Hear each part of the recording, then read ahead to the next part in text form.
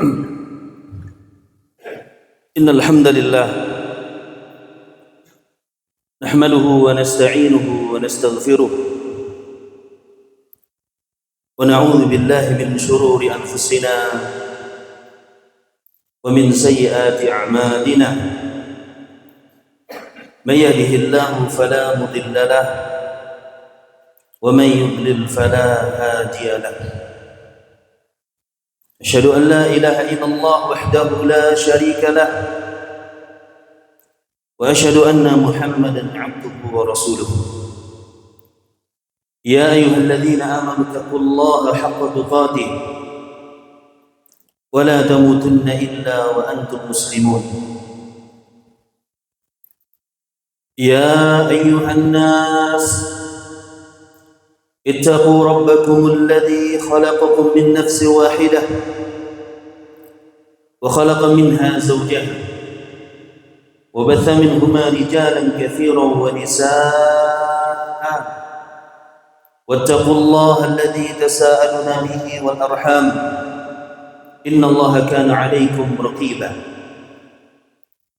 يا أيها الذين آمنوا اتقوا الله وقولوا قولا سديدا يصلح لكم أعمالكم ويغفر لكم ذنوبكم ومن يطع الله ورسوله فقد فاز فوزا عظيما أما بعد فإن خير الحديث كتاب الله وخير الهدي هدي محمد صلى الله عليه وعلى آله وسلم وشر الأمور محدثاتها فإن كل محدثة بدعة وكل بدعة ضلالة وكل ضلالة في النار. Alhamdulillah, segala puji, segala syukur kita senantiasa kita panjatkan kepada Allah Subhanahu wa taala. Yang mana tentunya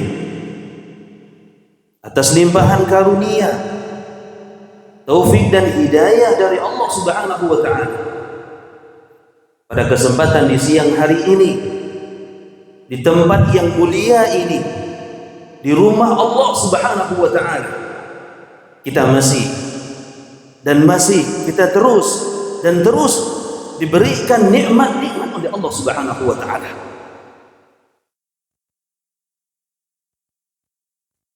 Kita diberikan kesehatan oleh Allah Subhanahu wa taala. Kita diberikan waktu luang oleh Allah Subhanahu wa taala. Kita diberikan kemampuan oleh Allah Subhanahu wa taala untuk melangkahkan kaki-kaki kita menuju rumah Allah Subhanahu wa taala. Ini nikmat dari Allah Subhanahu wa taala. Ini karunia dari Allah Subhanahu wa taala.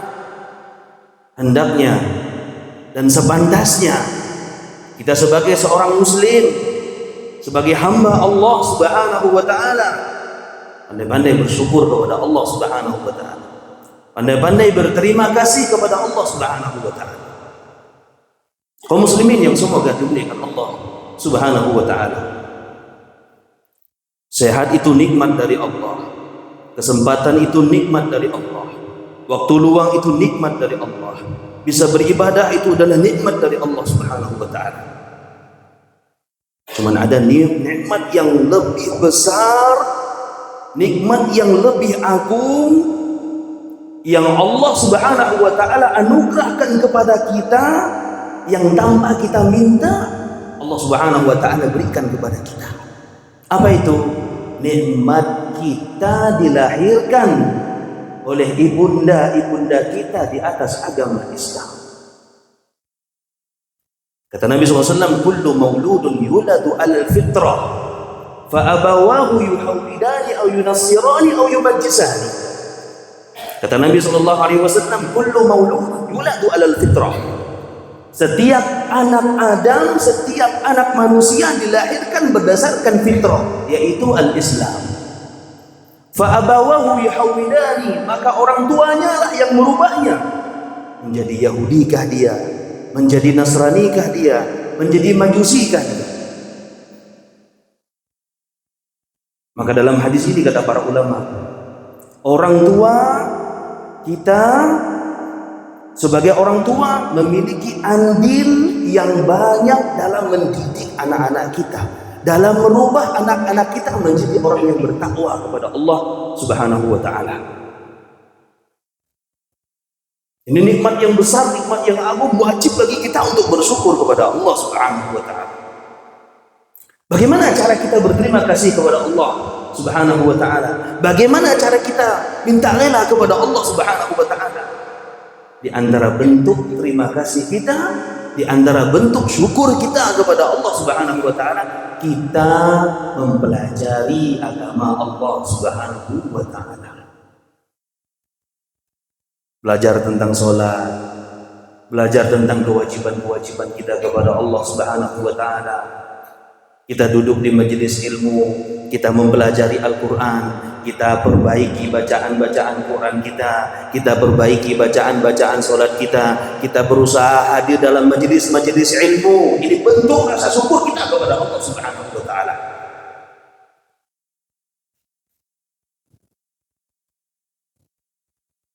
Maka nikmat Islam ini nikmat yang luar biasa.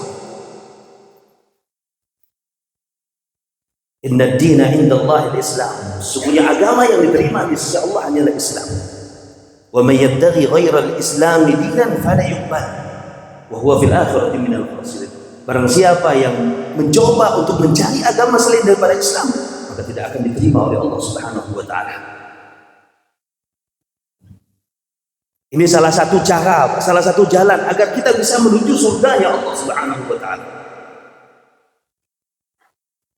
Makanya orang Yahudi, orang Nasara, orang Majusi, ketika sampai datang Nabi Muhammad SAW, mereka tidak masuk ke dalam agama Rasulullah SAW, mati dalam keadaan tidak memeluk Islam, maka bisa dipastikan mereka akan menjadi penghuni nerakanya Allah Subhanahu wa taala.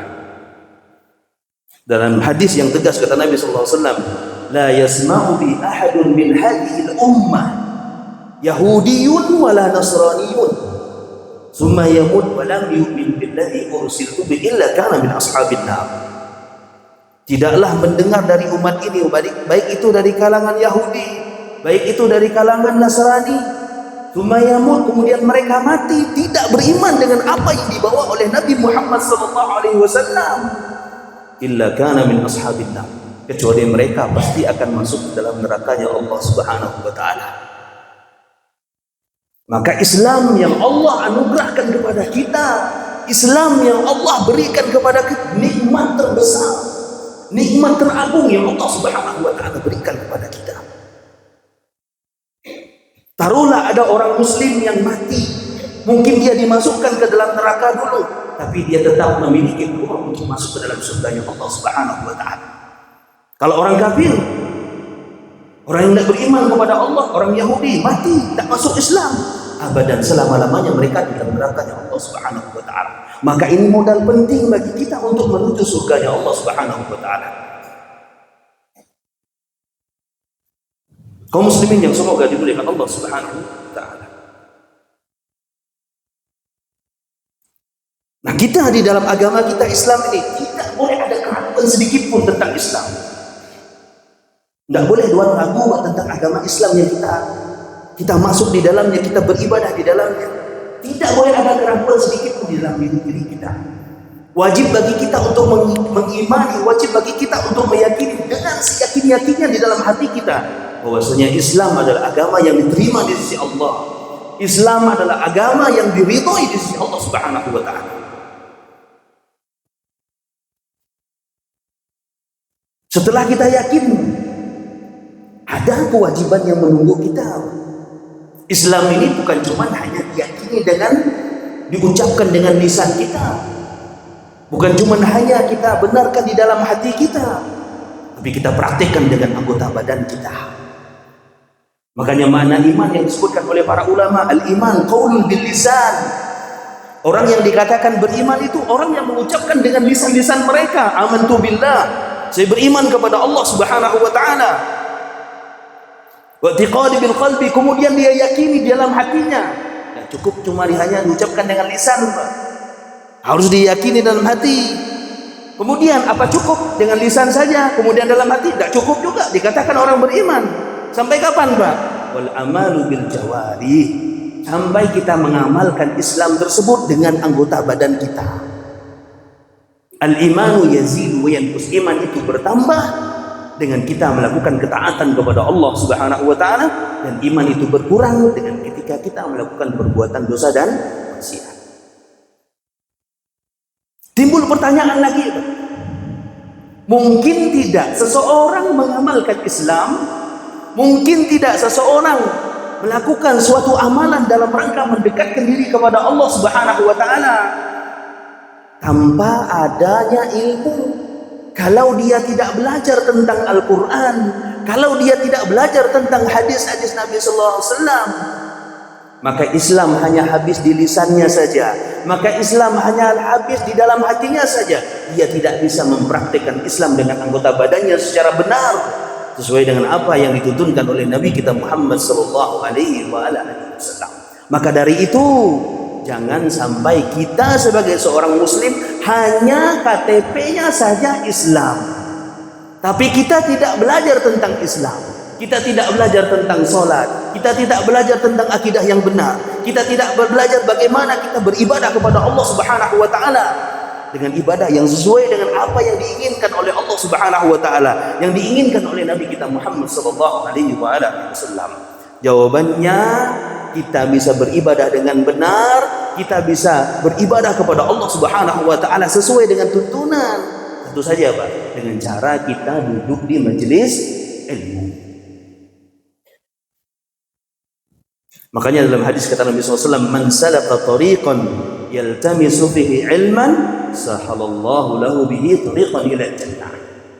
Barang siapa yang berjalan dari rumahnya menuju masjid umpamanya untuk duduk di majelis ilmu, untuk memperbaiki dirinya, untuk belajar tentang agama Allah Subhanahu wa taala, memperbaiki dirinya, memperbaiki salatnya, memperbaiki bacaan Qur'annya, memperbaiki akidahnya, sahalallahu lahu bihi tariqan ila jannah. Maka Allah Subhanahu wa taala akan memudahkan jalan orang tersebut menuju surganya Allah Subhanahu wa taala. Dan itu yang menjadi tujuan kita, Pak. Tujuan kita sebagai seorang muslim hidup di dunia ini, Pak, untuk meraih surganya Allah Subhanahu wa taala. Aqulu qauli hadza wa astaghfirullah li wa lakum.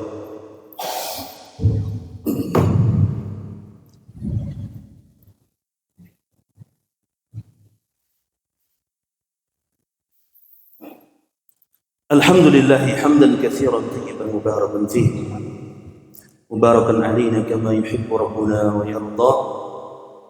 Asyhadu an la ilaha illallah wahdahu la syarika lah wa asyhadu anna Muhammadan abduhu wa rasuluhu ba'd. Kaum muslimin sedang Jumat yang semoga dimuliakan Allah Subhanahu wa taala. Alhamdulillah